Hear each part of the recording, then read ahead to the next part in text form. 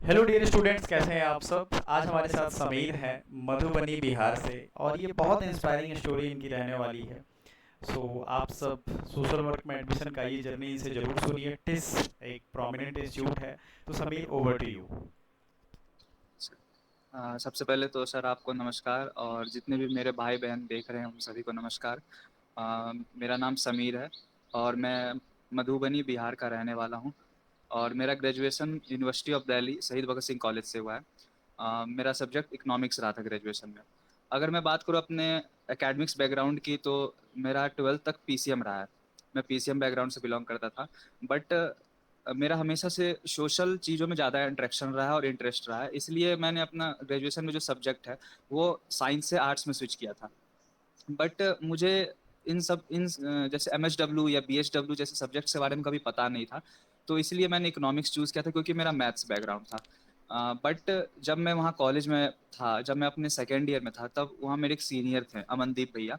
वो उन्होंने actually Delhi school of social work से अपना कंप्लीट किया मास्टर्स इन सोशल वर्क। तो उन्होंने मेरे मुझे ये बताया कि एमएसडब्ल्यू जैसे भी कोई कोर्स होती है और तुम जो काम करना चाहते हो रियल लेवल पे, ग्रास रूट लेवल पे कुछ काम करना चाहते हो, ज़मीन से जुड़ के, लोगों से जुड़ के, कम्युनिटी से जुड़ के, तो तुम इस कोर्स के थ्रू कर सकते हो क्योंकि इस कोर्स के बाद तुम्हें वो एक अथॉरिटी और लेजिटिमेसी मिलती है, प्रोफेशनल बनते हो तुम उस फील्ड में, तो तुम अच्छे से वो काम कर पाओगे। तो ये काफ़ी इंटरेस्टिंग लगा और मैं हमेशा से ऐसी चीज़ें करना चाहता था, ऐसे कुछ काम करना चाहता था, इसलिए मैं अपने कॉलेज में एनएसएस वॉलंटियर भी था। मैंने 3 साल दिए अपने एनएसएस में एज अ वॉलंटियर। तो मुझे इन इस कोर्स के बारे में मैंने काफ़ी रिसर्च की, काफ़ी कुछ पता किया, तो मुझे बहुत अच्छा लगा। तो सबसे पहले तो मैं मनदीप भैया को थैंक्स करना चाहता हूँ कि उन्होंने मुझे इस कोर्स के बारे में बताया, काफ़ी चीज़ें बताई। और फिर अब मैं बात करूँ एमएसडब्ल्यू कोर्स की, तो मैं फिर रिसर्च किया उसके बारे में, डिफरेंट डिफरेंट चीज़ें जानने की, कौन कौन से कॉलेज में मैं जा सकता हूँ, कौन सी यूनिवर्सिटीज़ में जा सकता हूँ और कौन कौन से पेपर कोर्स है मुझे देने पड़ेंगे सीयूईटी के थ्रू इसमें जा एमएसडब्ल्यू कोर्स करने के लिए। तो मुझे पता चला HUQP 21 सोशल वर्क का पेपर कोड है जो मैं दे सकता हूँ। तो मेरा सीयूईटी में पेपर कोड HUQP 21 रहा था सोशल वर्क का। और अगर मैं बताऊँ तो मेरा स्कोर 206 रहा है। मैं ओबीसी कैटेगरी से बिलोंग करता हूँ और अभी मैं टिस मुंबई में हूँ। मैं आपको कैंपस की एक झलक भी दिखाना चाहूँगा क्योंकि मैं अभी कैंपस में ही बैठ के ये इंटरव्यू दे रहा हूँ। तो आप लोग देख सकते हैं, ये मतलब काफ़ी ग्रीन कैंपस है। वैसे तो मैं अभी थोड़ा साइड में आया हूँ क्योंकि अंदर शोर ज़्यादा है, बट ये बहुत ही प्यारा और मतलब ग्रीन कैंपस है। तो ये छोटा सा क्लिप आपके लिए एक मोटिवेशन भी हो सकता है यहाँ आने के लिए। बाकी मैं अपनी अगर पूरी जर्नी की बात करूँ और जो लर्निंग्स है मैं जो मैं आपको कुछ शेयर कर सकता हूँ आपके साथ, वो मैं करूँगा। तो मुझे CODP कोर्स यहाँ अलॉट हुआ है जो कि MSW का मतलब सबसे अच्छा कोर्स माना जाता है, ऐसा मुझे लगता है। तो वो मुझे अलॉट हुआ है। मेरा स्कोर 206 रहा था जैसा कि मैंने बताया। और अगर अब मैं बात करूँ अपनी जर्नी की, तो जब भैया ने मुझे बताया कोर्स के बारे में, तो मैंने रिसर्च किया और मैंने तुरंत तैयारी थोड़ी-थोड़ी करना स्टार्ट कर दी। मैंने उनसे पूछा कि कहाँ से क्या कैसे कर सकते हैं। तो एक अगर मैं सेकेंड, बात करूँ, आपकी क्या स्कोर थी इस दफ़ा आपने जो एग्ज़ाम दिया था, HUQP 21 पेपर कोड। सर मेरा स्कोर 206 था। तो कौन से राउंड में आपको ये अलॉट हुआ था, अ, CODP। सर मैं मेरिट लिस्ट फर्स्ट में मुझे एलएससी अलॉट हो गया था टिस ठीक है। मुंबई का, बट सीओडीपी के लिए मुझे मेरिट लिस्ट 4 तक वेट करना पड़ा। फोर तक वेट करना 4 पड़ा, तक, तो हाँ, LSC से आपने ओबीसी स्विच कैटेगरी। किया था। हाँ, मैंने स्विच किया था। Criminology and justice and livelihood and social entrepreneurship मुझे फर्स्ट मेरिट लिस्ट में मिल गया था, बट सीओडीपी मुझे फोर्थ मेरिट तो लिस्ट में जाके मिला। बैकअप जो मैंने सजेस्ट किया था आपको, जो जो कोर्सेज, वो आपने उस हिसाब से भरा था। हाँ, यस सर। जैसा कि मैंने आपसे व्हाट्सएप पे भी क्वेश्चंस पूछे थे, उस हिसाब से मैंने फिर प्रेफरेंस फिल बिल्कुल। किया था, तो मुझे उस हिसाब से तो मिला। तो देखो, इसमें आप आप बाकी स्टूडेंट्स ध्यान देंगे, LSC एंड CODP ये दोनों प्रोमिनेंट मतलब कोर्सेज वो हैं जिसमें एल्यूमिनी नेटवर्क अच्छा है, प्लेसमेंट सिनेरियो भी ठीक है, एंड एक वाइड रेंज ऑफ स्कोप है जो भारत की भी हाँ, डेवलपमेंट जर्नी है उसमें। So sorry for interruption, please please continue. ठीक है। तो अब मैं बात करूँ लर्निंग्स की और अपने जर्नी की, तो सबसे पहले तो मैंने जो बेसिक्स बुक्स हैं वो पढ़ना स्टार्ट की डिफरेंट डिफरेंट सब्जेक्ट्स के लिए। जैसे कि ये पॉलिटी के लिए मैंने लक्ष्मीकांत के कुछ कुछ पोर्शंस देखे हैं, और मैं यूट्यूब यूट्यूब लेक्चर्स भी देख रहा था। तभी उस समय मतलब यूट्यूब पे मैंने उतना सर्च नहीं किया था MSW के लिए स्पेशली। मैं स्पेसिफिक जो डिफरेंट डिफरेंट सब्जेक्ट्स हैं, डिफरेंट डिफरेंट यूनिट्स हैं, मैं उसको स्पेसिफिकली पढ़ रहा था टॉपिक वाइज। इकोनॉमिक्स मेरा सब्जेक्ट रहा है, तो इकोनॉमिक्स में मुझे दिक्कत नहीं हुई कभी। पॉलिटी और आर्ट्स बैकग्राउंड रहा है, तो मैं पॉलिटी, हिस्ट्री, ये सारी चीज़ें अपने डे टू डे लाइफ में जनरली पढ़ता रहता था, तो मुझे मैं उन चीज़ों से फेमिलियर था। तो अगर मैं बात करूँ डिफरेंट सब्जेक्ट्स की, तो मैं ये बताना चाहूँगा कि आप लोग कुछ चीज़ों पे बहुत ज़्यादा आपको ध्यान देने की ज़रूरत है। जैसे कि इन्वायरमेंटल साइंस में जो डिफरेंट फैक्ट्स हैं, अ, उससे पहले मैं बताना चाहूँगा कि मैंने सर से एक पीडीएफ, सर का जो कोर्स है जिसमें एक पीडीएफ आता है जिसमें वो सारी चीज़ें कंबाइंड होती है, मैंने वो लिया था। इसके लिए मैं सर के लिए बहुत थैंकफुल हूँ कि सर का वो तैयार किया वो पीडीएफ मेरे लिए काफ़ी हेल्पफुल रहा। क्योंकि मैंने जब तैयारी अपनी स्टार्ट की थी तो वो सही चल रही थी, अपने लेवल में मैं तैयारी कर रहा था, बट वो जो पीडीएफ था वो एक सब कुछ समराइज्ड वे में, सब कुछ एक जगह कंपाइलेशन जो था वो मेरे लिए बहुत हेल्पफुल था एग्जाम एग्ज़ाम के दिनों में। ओरिएंटेड एग्ज़ाम ओरिएंटेड जो इंटरेस्टेड टॉपिक था एग्ज़ाम से यस पहले, पूरी यस बुक सर। थी, वो सब हाँ अरेंज्ड वे में। हाँ, बिल्कुल।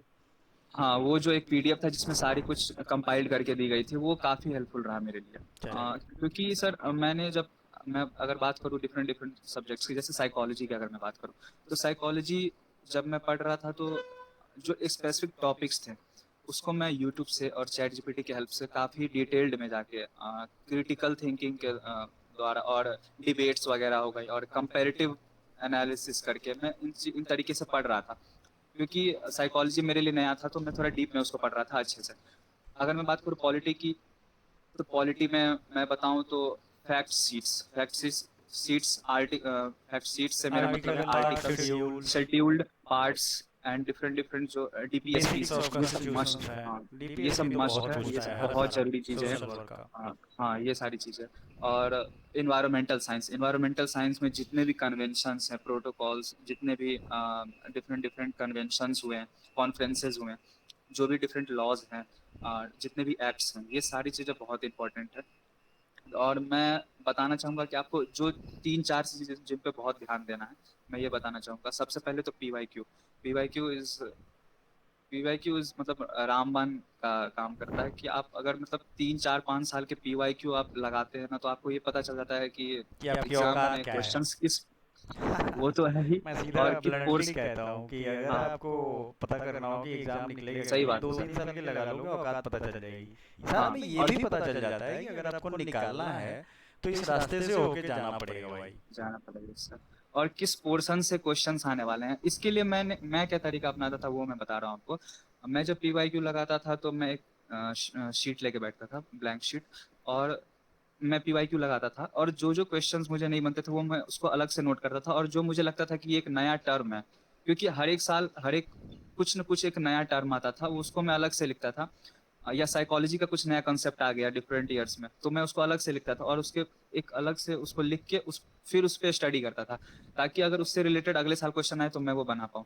तो ये प्लीज़ मैं आप लोगों से भी रिक्वेस्ट करूंगा कि आप लोग ये ज़रूर करिएगा कि एक शीट लेके ज़रूर बैठिएगा पीवाईक्यू सॉल्व करने के बाद, कि आप टिक मार्क कीजिएगा उसको कि जो जो आपसे नहीं बना, और जो टर्म्स आप नए देख रहे हैं, चाहे वो साइकोलॉजी के हो सकते हैं, सोशियोलॉजी के हो सकते हैं, इन्वायरमेंटल से रिलेटेड बहुत सारे एक्ट्स हैं, जो क्योंकि बहुत सारे एक्ट्स हैं तो डिफरेंट ईयर्स में डिफरेंट एक्ट्स पूछे जाते हैं।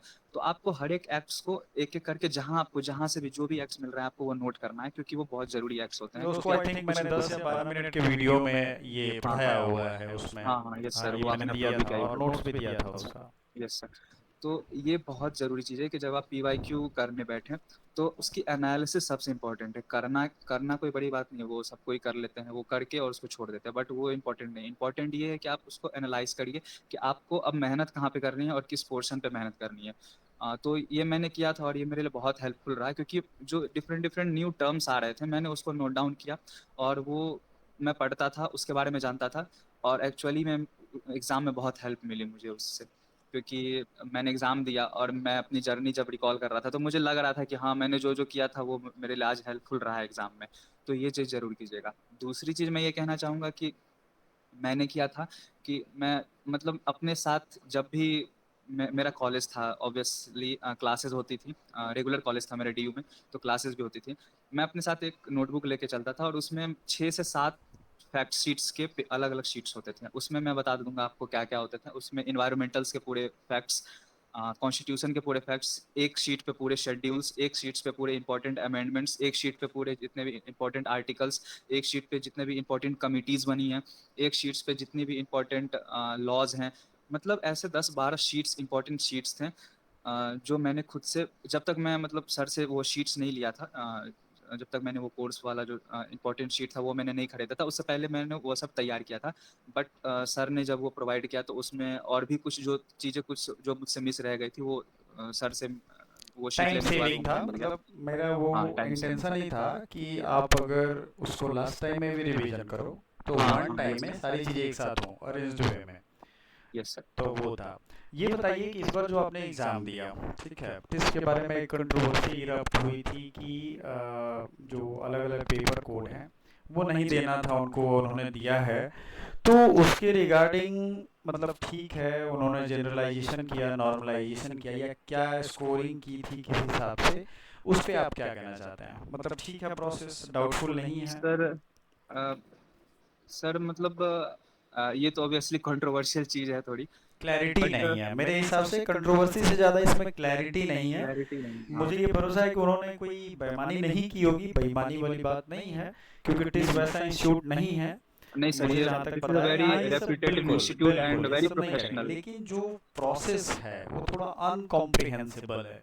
अनकॉम्प्रिहेंसिबल मतलब सबको पल्ले नहीं पड़ रहा है। पल्ले नहीं पड़ा, क्लैरिटी नहीं हो पाई सबको। बिल्कुल, तो वो था टिस कट ऑफ जारी नहीं करती है, जैसे आपने बताया 206 हुआ, हाँ, तो अब ये कट ऑफ है, इससे कम कट ऑफ है या इससे ज़्यादा कट ऑफ है, ये थोड़ा सा अनक्लियर रहता है। मुझसे काफ़ी स्टूडेंट्स पूछते हैं कि सर कितना कट ऑफ इस सब्जेक्ट का गया, मैं बता नहीं पाता हूँ, या कोई भी अंदाजे से हाँ, बताएगा तो वो ठीक नहीं है। मैं क्योंकि कहता डीयू हूँ में रिलीज़ होती है बट इसमें रिलीज़ नहीं डीयू में होती है। रिलीज होती है, बीएचयू में, हर जगह रिलीज हो रही है, बट यस। यहाँ ये था, और इस बार तो उन्होंने नॉर्मलाइजेशन किया। तो एक मैं संदेश देना चाहूँगा सभी को, बस 1 मिनट में टाइम लूँगा, जी सर। कि जो लोग सोशल वर्क टारगेट कर रहे हो उनका एक ही पेपर कोड, एक होता है ना कि स्टेप ब्रदर और ब्रदर, तो एक ही ओरिजिनल ब्रदर है, वो है एच यू के पी 21। ये तो रहेगा ही, इसके अलावे पेपर पिछले इस साल मतलब 2026 में ऐड हो गए थे, हो सकता है 27 में फिर से हट जाएं या फिर से जुड़ जाएं, है ना, इसकी गारंटी नहीं, बट एक पेपर कोड रहेगा तो एच यू के पी 21 को आप टारगेट कर सकते हो। बस समीर से मैं ये जानना चाहूँगा कि समीर, इस बार का एग्ज़ाम जो हुआ था उसमें पिछली बार से क्या डिफरेंट था? हाँ, तो सर अगर पिछले मतलब पीवाईक्यू से अगर कंपेयर किया जाए तो इस बार मतलब ऐसा था कि कुछ क्वेश्चंस ऐसे थे जो बहुत ज़्यादा फैक्चुअल थे कि अगर आपने अनसर्टेनिटी वो अगर आपने नहीं पढ़ा है तो आप नहीं बना सकते हैं। जैसे कि अगर एक दो क्वेश्चंस ऐसे थे कि जो पहले जो कमेटी बनी थी कॉन्स्टिट्यूशन कमेटी, उसमें अलग-अलग कमिटीज़ थी, 12 से 13 कमिटीज़ थी। तो उसके हेड और सब हेड्स फ्लैग कौन-कौन थे? Committee, minority committee, fundamental rights committee, तो कॉन्स्टिट्यूशन कुछ मेकिंग क्वेश्चंस। कमेटी, ये सब यस सर। कमेटीज थी। तो कुछ क्वेश्चंस ऐसे थे जो मैंने एग्जाम से 3-4 दिन पहले पता नहीं मेरा मन हुआ और मैंने वो कमिटीज निकाली और वो मैंने नोट डाउन किया बिल्कुल। और एक्चुअली उसके 2 क्वेश्चंस एग्जाम में आ गए और वो मतलब मैं कर पाया। तो ये कुछ ऐसी चीजें थी जो मैं अनसर्टेन मेरे दिमाग में है और मैंने किया। ऐसे भी क्वेश्चंस थे और कुछ क्वेश्चंस तो ऐसे थे जो आप अगर 6-7 में आपने अच्छे से पढ़ा तो वो भी कर सकते हैं आप। वो भी कर जैसे सकते हैं। वर्मी कंपोस्टिंग का प्रोसेस कह लीजिए या फिर किस स्टेट्स में सबसे ज्यादा ट्राइब्स हैं, ये सारी चीजें जो, और साइंस की जो कुछ बेसिक्स क्वेश्चंस होते हैं, स्मोक से रिलेटेड, पॉल्यूशन से रिलेटेड, वो बहुत ही। इन्वायरमेंट से रिलेटेड था, एयर हाँ, पोल्यूशन, वाटर पोल्यूशन, ये सब। Yes sir. बट एक चीज और देखी गई कि सोशियोलॉजी से बहुत ही कम क्वेश्चन थे सोशियोलॉजी से। जो सबसे ज्यादा फैमिली मैरिज कम्युनिटी, ये सब कम हाँ, था। इन्वायरमेंट से, साइकोलॉजी से और fact related to constitutions and polity ज़्यादा थे और सोशियोलॉजी से इस बार कम क्वेश्चन थे, जो मतलब मैंने पेपर दिया है उस हिसाब से, जहाँ तक मैं एनालाइज कर पाया हूँ उसमें सोशियोलॉजी के कम क्वेश्चंस थे। बाकी अगर मैं और भी कंटिन्यू करूँ तो जैसा कि मैंने बताया आपको 3-4 चीज़ों पे ध्यान देना है। टोटल 9 यूनिट्स यूनिट्स हैं आपके उसमें, सिलेबस में आपको साइकोलॉजी पे, आपको पॉलिटी पे, आपको ईवीएस पे और सोशियोलॉजी, इन सारी चीज़ों पे आपको मेजर पोर्शन पे ध्यान देना। Economics is not that much covered that much major portion, because आप कुछ कुछ लॉज अगर याद कर ले, लेबर लॉज, वो आपका इकोनॉमिक्स में आ जाता है। इकोनॉमिक्स में आप कुछ डेफिसिट्स के पॉइंट्स जान लें, ये सारी चीज़ें आपकी इकोनॉमिक्स में कवर हो जाती है। इकोनॉमिक्स उतना वास्ट नहीं आता है, बट ये जो मैंने 4 चीज़ें बताई, sociology, EVS, environmental science and polity and psychology, ये 4-5 जो मेजर यूनिट्स हैं, उस पे आपको मेन फोकस करना है। आपको इन पे ज़्यादा ध्यान देना है, क्योंकि क्वेश्चंस बहुत ज़्यादा इनसे ही आते हैं और डीपली आते हैं। और दूसरी चीज़ ये कि आप फैक्ट शीट अपना ज़रूर बनाएँ। सर तो प्रोवाइड करेंगे ही, आपको सॉफ्ट कॉपी प्रोवाइड करेंगे, आप प्रिंट आउट निकलवा सकते हैं। और बट लेकिन मैं ये सजेस्ट करूँगा कि आप खुद से भी लिखें, क्योंकि आप जब खुद से लिखते हैं तो आपको याद होता है, रिमेंबर होता है। हाँ, वो आप एग्ज़ाम के टाइम पे आप रिवीजन के लिए पढ़ आप नॉर्मल सकते हो, पीडीएफ अगर देख सकते हैं। पढ़ सकते हो, उसको नोट कर सकते हो। मैटर ये नहीं है कि मेरे से लेकर के आप पढ़ते हो या क्या करते हो। मैं भी उन्हीं चीज़ों पे काम करके उसको डिज़ाइन किया हो। अगर आपके पास इतना टाइम है तो आप खुद करो, वो ज़्यादा हेल्पफुल रहेगा। ये नहीं बिल्कुल, कि बिल्कुल। मैं मेरा खरीदो, मेरा ये देखो, ये नहीं चीज़ है। सवाल ये है कि जो पढ़ाई में जेन्युइननेस होती है, जेन्युइनिटी के साथ आपने पढ़ी है, तो वो आपको लाइफ लॉन्ग काम आएगा। ठीक है, बिल्कुल सर। वो लाइफ के हर स्टेज पे काम आएगा। अगर आप ये सोचते हो कि टाइम कम है, तब आप यूज़ कर सकते हो शॉर्टकट या जो छोटी चीज़ें हैं वो। ठीक है, आगे। हाँ। सर मतलब ये जो हमारा सिलेबस था वो इतना डाइवर्स था कि जब मैं साइकोलॉजी की चीज़ें पढ़ रहा था तो वो काफ़ी इंटरेस्टिंग थी। और मतलब तुम अगर आप लोग डे टू डे लाइफ से रिलेट करके पढ़िएगा तो वो काफ़ी आपको इजीली याद होगा और वो चीज़ें रिकॉल होती रहेंगी, तो आपके लिए हेल्पफुल रहेगा, जो मैं साइकोलॉजी की चीज़ें अगर बताऊँ। और बाकी फैक्ट शीट वाली चीज़ तो मैंने बता ही दी। फिर अगर मैं दूसरी चीज़ों पे आऊँ तो कि मेरा सबसे बड़ी बात होती है कि मोटिवेशन और डिमोटिवेशन वाली बात। तो अगर मैं अपना पर्सनल बताऊँ तो जैसा कि मैंने आपको बताया कि मैं सोशली रहा हूँ काफ़ी शुरू से ही, और मुझे ये चीज़ें करनी थी। तो मैं इसको एक एग्ज़ाम की तरह लेके बिल्कुल भी नहीं चला। मेरे लिए ये एक मेरा करियर था। मेरे लिए मेरा है कि आगे एक फ्यूचर है, कि मैं इसमें ही कुछ करना चाहता हूँ। इसलिए मैं इसके लिए कभी ऐसा नहीं हुआ कि यार मेरा पढ़ने का मन नहीं कर रहा है या फिर ये। हाँ, वो चीज़ें कभी होती हैं। ऑब्वियसली मेंटल हेल्थ होती है एक चीज़, जिसमें अगर आपका कभी मेंटल हेल्थ सही नहीं है या फिर कभी आप परेशान हैं या कभी किसी चीज़ के लिए परेशान हैं, तो आपका मन नहीं करेगा पढ़ने का। लेकिन आप अगर एक बिगर पर्सपेक्टिव में देखें, तो अगर आप इसको एक गोल की तरह लेके चले, अगर मतलब अपना फ्यूचर देख रहे हैं इसमें, आप इसमें रियली में आप कुछ करना चाहते हैं, तो आप काफ़ी मोटिवेटेड रहेंगे, आप अच्छे से पढ़ेंगे जैसा कि मैंने किया था। और दूसरी चीज़ कि अगर आप कभी परेशान होते हैं, जैसा कि सर भी काफ़ी सेशंस लेते हैं इसके रिगार्डिंग, कि अगर आप परेशान हो तो कैसे क्या हैंडल करना है, कैसे चीज़ें बिल्कुल, करनी है। एग्ज़ाम के पहले मैं वो तो सेशन लेता था काउंसलिंग के लिए। और एक सर सेकंड, आपकी आवाज़ नहीं आ रही है। एग्ज़ाम से पहले मैंने सेशन से स्टार्ट किया था। आप सभी के लिए ये भी है कि अगर आपको कैरियर चॉइसेस काउंसलिंग करवाना हो, आपको ये समझ में नहीं आ रहा है कौन से पेपर कोड लें, कौन सा एग्ज़ाम की तैयारी करें, तो उसके लिए मैं अवेलेबल हूँ। कैरियर की काउंसलिंग वो मैं कर सकता हूँ, मैं करता भी हूँ। और एग्ज़ाम में स्ट्रेस होना ये नॉर्मल है। हाँ, स्टूडेंट्स को लगता है कि नहीं बहुत स्ट्रेस हो रहा है, मेरे साथ क्या हो गया, ऐसा कुछ नहीं। सबको होता है और उसके भी सारे सॉल्यूशंस, सारे चीज़ों का रिजोल्यूशन मेरे पास है। तो आप कांटेक्ट कर सकते हो। तो समीर, आपने मतलब एक अच्छी जर्नी तय की। पहले तो डीयू आपने पढ़ा है, डीएसएसडब्ल्यू आपने टारगेट करने के बजाय टिस्ट टारगेट किया। ये यस। इस मार्क्स पे आपको डीयू भी मिल जाता, कोई प्रॉब्लम नहीं मिल गया होती। था मुझे। हाँ, आपको डीयू भी मिला था ना, हाँ, हाँ। अलॉट हुआ था डीयू, मतलब डीएसएसडब्ल्यू छोड़ करके आप टिस्ट आए, तो बेटर चॉइस है। वहाँ कैंपस में थोड़ा सा अगर आप घूम पाएँ, घूम करके बाकी सिनेरियो भी दिखा पाएँ तो अच्छा है। और कैंपस के ओके बारे सर। में कुछ बताइए। बिल्कुल। आइए सर, कैंपस के मैं बारे में बहुत सारी चीज़ें बताना चाहता हूँ जो मैंने यहाँ पे आके एक्सपीरियंस किया। सबसे पहले तो मैं कैंपस दिखा दूँ। ये हेल्थ सेंटर है हमारे टिस का। ये स्टाफ क्वार्टर है और ये लाइब्रेरी है। और काफ़ी ग्रीन कैंपस है सर, मतलब डाइवर्सिटी, जो आप कह सकते हैं डाइवर्सिटी बहुत ही ज़्यादा है। और वाइल्ड लाइफ जो है यहाँ पे, जो अ, आप कह लीजिए ऐसे नज़ारे जो मतलब दिल्ली में कह लीजिए या फिर नॉर्मल अर्बन सिटीज़ में या फिर मुंबई जैसे शहर में देखने को बहुत कम मिलते हैं, क्योंकि ये क्राउडेड प्लेस है। बट यहाँ पे बहुत ही बढ़िया कैंपस है। मैं वो आपको आइकॉनिक वॉल दिखाना चाहूँगा टिस का, जहाँ लोग फोटो लगवाते हैं। अगर आप आप देख किस सकते ब्लॉक में हैं, हॉस्टल ब्लॉक में हैं या फैकल्टी ब्लॉक में हैं? हैं। सर मुझे हॉस्टल अलॉट नहीं हुआ है क्योंकि मैं एलिजिबल नहीं हूँ। तो अभी तो वैसे मैं ओके, टेम्पररी एकोमोडेशन में रह रहा हूँ, ठीक है। हॉस्टल नंबर 3 में। ओके। आरसीएफ के साथ टाई अप है टिस का, तो अब मैं मुझे वो हॉस्टल मिलेगा। हम्म। अभी मैं टेम्पररी एकोमोडेशन में कॉलेज में। Okay, okay. तो हाँ आप कि जितने भी बिल्डिंग्स स्टूडेंट्स को दिखा पाए, इट्स वेरी हाँ सर। ग्रेटफुल कि एक यस इंस्पिरेशन रहता है, हमें पता होता है हमें कहाँ जाना है, पिक्चर दिमाग में रहती है। ये एक प्राइवेट कैंटीन है अंदर, और ये आगे हॉस्टल्स हैं। ये हॉस्टल 3 है जिसमें मैं रहता हूँ, ये हॉस्टल 4 है। और अब मैं आपको वो दिखाने जा रहा हूँ जो आप सब लोग वेट कर रहे होंगे देखने का, the iconic wall of this. ये आप लोग इंटरनेट पे जब हाँ सर्च करेंगे तो इंटरनेट पे यही फोटो सबसे ज़्यादा आती है। बिल्कुल, यहाँ पे आप आके फोटो क्लिक करवाते हैं। और बिल्कुल। बाकी ये डाइनिंग हॉल है हमारा, स्पेसिफिक डाइनिंग हॉल है लंच डिनर ब्रेकफास्ट वगैरह के लिए। ओके। तो यहाँ पे आप लोग मिलते हो, स्टूडेंट्स बिल्कुल दोस्तों से बातें करते हो, दोस्त बनेंगे बिछड़ेंगे, यस है ना? यस। असाइनमेंट सर कैसे मैं बनाना है। कैंपस के बारे में ये बताना चाहूँगा कि मतलब बहुत ही ज़्यादा डिफरेंस है डिफरेंट जगह से, डिफरेंट कंपेयर टू डीयू। अगर मैं बात करूँ, वहाँ भी डाइवर्सिटी थी, डाइवर्सिटी यहाँ भी है।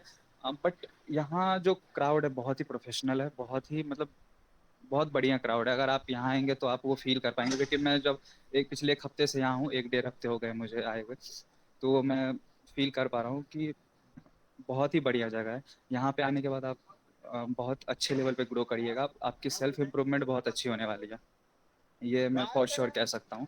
और प्लेसमेंट वगैरह तो वो है ही, आप जितना इम्प्रूव करेंगे, जितने स्किल्स डेवलप करेंगे, वो आप पे डिपेंड करता है। बट आप यहाँ रहिएगा, उसके थ्रू भी आप बहुत ज़्यादा ग्रो करिएगा, ये मैं फॉर श्योर कह सकता हूँ। बिल्कुल। वो ये प्लेस और ऐसा है। कैंपस की एक और बात अच्छी लगी मुझे पर्सनली, कि यहाँ पे जो रेशियो है टीचर्स का भी, जैसे आप हम लोग देखते होंगे कि मेल रेशियो बहुत ज़्यादा होता है हर एक जगह, चाहे वो ऑफिसेज में कह लीजिए या फिर प्रोफेसर्स के रूप में कह मतलब एक लीजिए। जेंडर बट यहाँ पे डिस्पैरिटी होती है, वहाँ नहीं है। बट बट यहाँ पे ऐसा है कि फीमेल टीचर्स ज़्यादा, प्रोफेसर्स ज़्यादा है यहाँ पे क्या बात है। Compare to male. तो ये चीज़ें मुझे बहुत अच्छी लगी, और स्टूडेंट्स में भी रेशियो बहुत बढ़िया है, मतलब मेल एंड फीमेल रेशियो बहुत बढ़िया है यहाँ पे। ओके। डाइवर्सिटी, और डाइवर्सिटी इतनी है कि मतलब यहाँ साउथ इंडिया से बहुत सारे लोग हैं, नॉर्थ इंडिया से, नॉर्थ ईस्ट से हैं। और जो फॉरेन एक्सचेंज प्रोग्राम होता है टिस में, अगर आप लोग जानते होंगे तो university exchange program. Foreign exchange program में ये होता है सर कि यहाँ से 2-3 बच्चे फॉरेन जाते हैं पढ़ने, और फॉरेन से भी 2-3 कुछ सेलेक्टेड बच्चे यहाँ पढ़ने आते हैं। तो यूनिवर्सिटी अभी वो एक्सचेंज प्रोग्राम कहते हैं उसको। एक फुल हाँ हाँ सेमेस्टर या फुल ईयर जाते हैं स्टूडेंट्स दूसरी यस सर। यूनिवर्सिटी में, और वहाँ से यहाँ आते हैं, उसकी सारी फी वगैरह सब टीसी अफोर्ड करती है आई थिंक। हाँ तो अभी यहाँ पे स्पेन से और फ्रांस से लोग आए हुए हैं, तीन तीन 3 स्टूडेंट्स आए हुए हैं। एक से मेरी इंटरेक्शन भी हुई है जो स्पेन से है, ओके। उनसे मेरी बात हुई। वो अभी उन मतलब उनको ऐसा अलाउ होता है कि वो कोई भी प्रोग्राम ऑप्ट कर सकते हैं आउट जो कर जिनमें सकते उनको बेटर लग रहा है। हैं। ओके। तो ये रही कैंपस की बात। बाकी किन चीज़ों पे ध्यान देना वो मैंने आपको बता ही दिया। और तो आप सर ये बताइए कि अभी तो आपको कितने दिन हो गए वहाँ गए हुए। सर मुझे यहाँ पे करीबन 1.5 हफ्ता होने वाला है, आज मेरी तीसरी क्लास भी थी। तीसरी क्लास में थी तो क्लास वगैरह करके सब ठीक लग रहा है आपको, जगह क्लास अच्छा लगा। क्लास बहुत बढ़िया होता है सर, मतलब 2 घंटे की एक क्लास होती है, बट इतना इंटरेक्टिव होता है, टीचर्स इतने इंटरेक्टिव हैं कि मतलब 2 घंटे कहाँ बीतते हैं वो मतलब आपको पता पता नहीं भी नहीं चलेगा। चलेगा, ग्रेट, जी ये एक अच्छी बात है। तो यस जो सीरियस होंगे वो सीरियस जगह पे पहुंचते हैं। Yes you are belong, oh sorry, you are there where you belong, बिल्कुल। ये कोटेशन है वेस्टर्न फिलोसफी में कि आप वहाँ पहुँच जाते हो जहाँ से आप संबंधित हो। तो अगर आप उस लायक हो, एक सिंपल मैं क्लास का ही एग्जांपल लेता हूँ, हमारी क्लासेस बीएचयू में होती थी। बीएचयू में ये जो ग्रीनरी आप देख रहे हो इससे ज़्यादा आई थिंक ग्रीनरी है वहाँ पे। हाँ हाँ ये तो मुंबई है भाई, ये मुझे देख करके ही बहुत अच्छा लगा कि वहाँ है। मैं कभी टिस्ट प्लान करता हूँ बिल्कुल तो सर। बिल्कुल आऊँगा और पूरा कैंपस घूमूंगा, बाकी को भी घुमाऊंगा। सभी लोगों को एक इंस्पिरेशनल जर्नी होती है, क्योंकि बिहार से आप निकले, डीयू गए और डीयू से फिर टिस्ट पहुँचे, वहाँ से आपकी प्लेसमेंट होगी, कम्युनिटी में अलग अलग कंट्रीब्यूशन करोगे, वो कंट्रीब्यूशन जो सरकारी हो सकता है गवर्नमेंट एजेंसीज ना कर पा रही हों, आप उन तक पहुंचोगे, और वो जो सेटिस्फेक्शन होता है ना, वो मैंने किया है तो वो मैं फील कर सकता हूँ। यस तो वर्क फॉर ह्यूमैनिटी तो बहुत रास्ते हैं बट ये सबसे स्पेशल है। तो अगर आप इस पे टिकेंगे, बीच बीच में हम आपसे इंटरेक्ट करेंगे। जैसे मान लो आपने 1 सेमेस्टर क्लियर किया, तो बिल्कुल बीच बिल्कुल। में कभी मौका मिला, छुट्टी मिली, क्योंकि टाइम मेरे पास भी अभी तो आप लोगों को नहीं पता है, हम और समीर लग रहा है तकरीबन 20-25 दिनों से ट्राई कर रहे हाँ। थे कि एक यस सेशन सर। करते हैं, यस क्योंकि सर मैं यस। ही बहुत बिजी था। और ये एक इत्तेफाक होती है कि जो चीज़ जब होना होता है वही होता है। और मतलब अच्छी हुई कि मतलब जब मैं कैंपस आ गया उसके बाद इंटरव्यू बिल्कुल हुआ ताकि मैं बिल्कुल दिखा बिल्कुल, पाया। तो हर चीज़ का एक अपना वजूद होता है कि क्या करना है किस तरीके से। तो और कुछ समीर जो आप फ्यूचर एस्पिरेंट्स को सजेस्ट करना चाहें?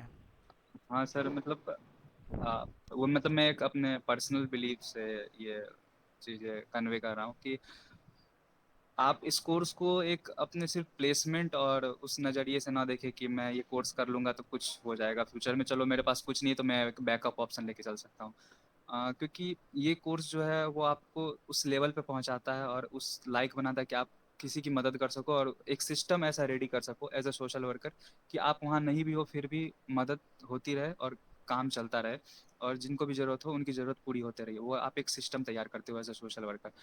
तो आप एक मोटिवेशन के साथ आओ और अपना एक लक्ष्य रखो कि एक बड़ा लक्ष्य रखो कि बेसिकली मुझे यहाँ लक्ष्य से पहुँचना है। ज़्यादा एक परफेक्ट वर्ड है पर्पस।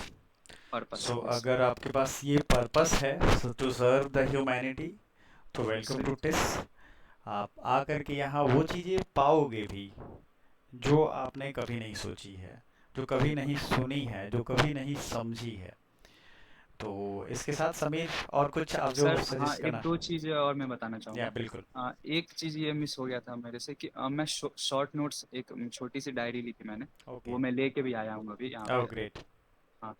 तो इतनी मोटी सी और छोटी सी डायरी थी, पॉकेट डायरी टाइप की। उसमें मैं साइकोलॉजी के और पॉलिटी के जितने भी टर्म्स हैं पॉइंट्स वाइज उसको लिखता था, पॉइंटर्स ताकि आपने नोट किए थे वहाँ? पॉइंटर्स नोट किए थे। वो मैं सजेस्ट करूंगा कि आप प्लीज़ प्लीज़ उसको ज़रूर ये ट्राई करिए, आपके लिए बहुत हेल्पफुल होगा। ओके। कि जो भी इंपॉर्टेंट टर्मिनोलॉजीज़ हैं या फिर साइकोलॉजी के बहुत सारे टर्म्स हैं या फिर जैसे डिफरेंट डिफरेंट फैक्ट्स हैं, वो आप शॉर्ट नोट्स ज़रूर तैयार कीजिए। वो एग्ज़ाम के टाइम में आपको उसकी अहमियत पता चलेगी और बिल्कुल। उसकी मतलब टाइम अहमियत सेविंग समझ होता में है आएगी। वो, ये तो मैं समझ रहा बिल्कुल। हूँ। बाकी सर आपको तो बहुत ज़्यादा थैंकफुल है, थैंक यू है ठीक क्योंकि है। आपने बीच मुझे में करने का आपको मौका कभी भी दिया। लगे कि कुछ स्टूडेंट्स को सजेस्ट करना है, इंस्पायर करना है, आप हमसे कनेक्ट कर लीजिएगा, मुझे लगेगा मैं आपसे कनेक्ट कर लूँगा, क्योंकि अब हम लोग इसी फील्ड में हैं, सोशल बिल्कुल वर्क बिल्कुल। में आप भी आ चुके हैं एक लेवल पे। तो बिल्कुल अब सर। हम कनेक्ट करेंगे, स्टूडेंट्स को मोटिवेट करेंगे। एंड टाइम टू और टाइम एक होता है ना कि कन्वर्सेशन कभी ख़त्म नहीं होता है अच्छे लोगों का, यूनिवर्सल सिग्नल होता है कि भाई कुछ यस अच्छी सर। चीज़ें हमें पता हैं तो हम 4 लोगों को बताएंगे। जैसे बुरी चीज़ें बिल्कुल। होती है ना कि वो दारू पीने वाले लोग हैं, वो 4 को पकड़ के पिला देंगे, वैसी चीज़ें अच्छे लोगों में भी होती है कि अच्छी चीज़ें पता चली तो 4 लोगों को बताएंगे, वो इंस्पायर होंगे। तो हमारा एक कम्युनिटी बनता है, ऑनलाइन बने ऑफलाइन बने, और वो कहीं ना कहीं हमें बहुत प्रिजर्व करके रखता है, नॉलेज वाइज, हेल्थ और वाइज, वेल्थ वाइज। मतलब और हमारा फील्ड वर्क होता है, मतलब फील्ड वर्क सोशल वर्क में सबसे ज़्यादा इंपॉर्टेंट फील्ड वर्क होता है बिल्कुल। जो कि।